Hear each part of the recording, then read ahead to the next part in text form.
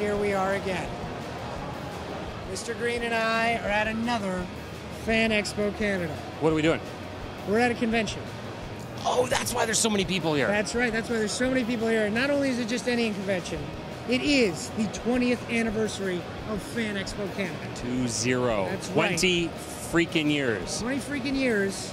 And we're here to That's celebrate. their biography, by the way. Yeah, 20 freaking years. That's right. It's the subtitle to the convention, celebrating 20 freaking years. Yeah, that's right. And we're here to celebrate with them by talking to celebrities, cosplayers, comic creators, and tons of great fans. Yeah. Just not talking to us, because, you know, we're not great. I've done enough talking to you. I really have. Yeah, you're not great. I'm not great. No, well, I'm not great. We're what?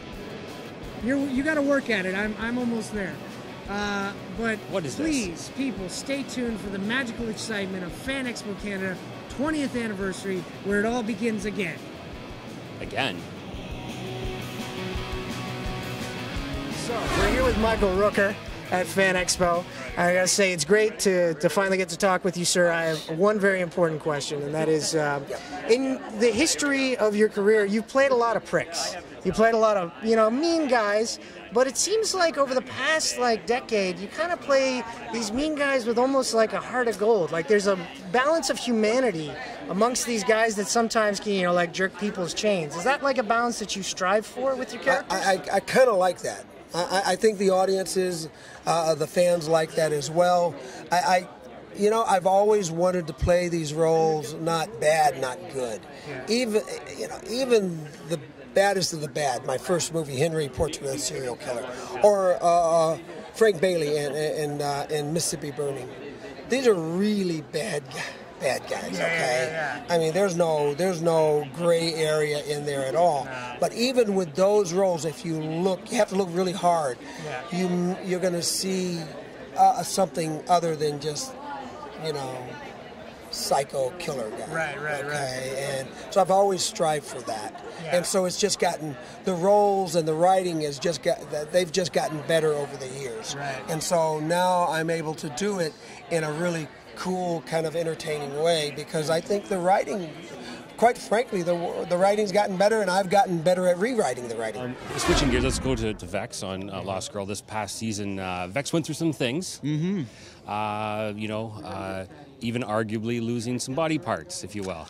Yeah, that was a little odd, losing your hand. Yeah, losing the hand. That was a fun one. Yeah, that was a really cool episode. That was actually probably my favorite episode of the season.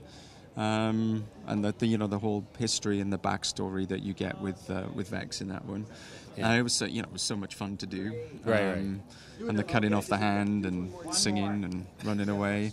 Yeah, it's fun. They seem to throw so many things at me on that show. It's like I'm always the guy who's, he's impotent, then he's losing his hand, and people are beating on him, or he's getting whipped, or But it's awesome. Like the arc of that character is really, really fun, and it's been amazing to take a character that was kind of quintessentially sort of a villain of sorts, and to make him far more complex, and now where we're taking him in 5 is really, really interesting. So to see that progression and change in a character, and to get to do that in a series for 5-6 years. Right.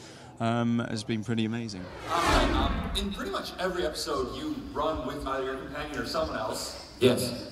And I've had a full year to think about this, and my question is, can I run with you? Here. Straight up, from here to here.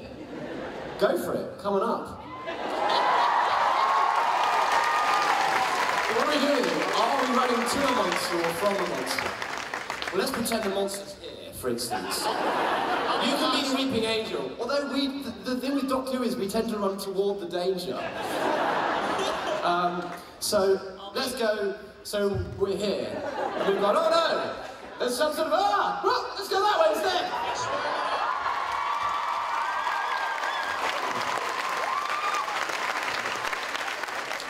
Last year at the show is when you debuted my favorite album by you, and that is the G.I. Joe concept album, Welcome to Cobra Island.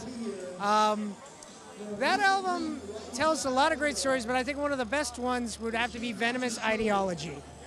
Oh, thank you very much, man. Yeah, the origin of Cobra Commander. Yeah. It's an interesting tale. Yes, it is. Now, when I look at that, and I look at, of course, the letter to Snake Eyes in 3 parts on the album, and I think we've talked about this before, like how much time goes into trying to make sure, what do I want to touch on, what do I not want to touch on, because these are 2 characters that have very, very dense histories. Oh, that's a great question. It really is. It comes down to just editing yourself and just really trying to pinpoint, A, what are the things that you really need to cover, B, what are the things you really want to cover, and then C, what are the things that, you know, a song could live without. So that would be the stuff that you cut.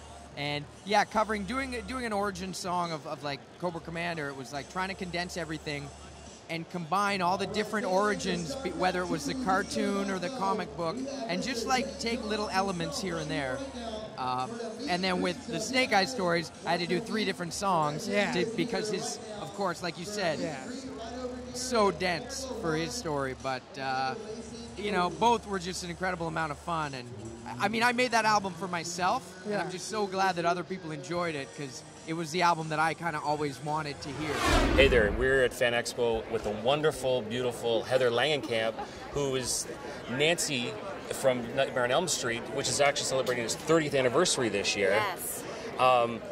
When you look back at the 30 years that since you did the film, like, are you still like amazed at how much the fans and people around the world are still in love with this series that, you know, you were a part of? I can't explain it. I really have tried to think about it in like rational terms. This movie was, you know, a beautifully shot movie. It had a lot to say about fear and how we deal with fear. And who knew that that topic would be so popular? I think Wes Craven didn't even know that he was tapping into something that every generation has been able to understand. And, you know, fear doesn't change much. You were afraid of the mammoth, the woolly mammoth, and now we're afraid of Freddy.